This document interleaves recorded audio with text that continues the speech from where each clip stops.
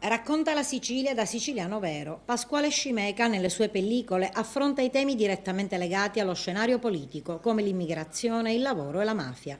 Ed è stato grazie al suo film se la figura di Placido Rizzotto, il sindacalista ucciso nel 48 a Corleone dalla mafia, è tornata alla memoria. E ieri sera Pasquale Scimeca ha inaugurato il ciclo di 7 incontri, Conversazione ad Agrigento, promosso in tandem dal Centro Pasolini e dal Consorzio Turistico Valle dei Templi di Agrigento, col patrocino del Rotary Club. Intervistato da Angelo Pitrone, il regista palermitano ha intrattenuto il pubblico parlando del suo cinema e del suo stile di narrare ispirato al grande Giovanni Verga e all'intellettualità pasoliniana. Un'occasione per Pasquale Scimeca per parlare del suo ultimo lavoro, il film Omaggio a Giovanni Falcone, nel ventennale della sua morte.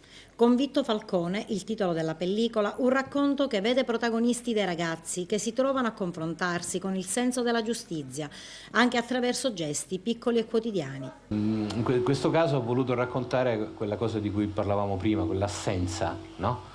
Cioè, cosa succede quando invece c'è una presenza? È una storia molto semplice, la storia di questo ragazzino che parte da un piccolo paese delle Madonie e va a studiare al Convitto Falcone. Esiste, cioè non è una nostra invenzione. Il Convitto Falcone è una scuola di Palermo, un ex convento dei Gesuiti, che poi è stato confiscato dopo l'unità d'Italia, è diventato Convitto Vittorio Emanuele e poi dal 1999 è stato intitolato Giovanni Falcone, perché Giovanni Falcone ha frequentato da piccolo le scuole elementari in questa scuola. È una scuola che ha una caratteristica, è anche un convitto, cioè un luogo dove i ragazzi rimangono, anche una parte di questi ragazzi rimangono a dormire.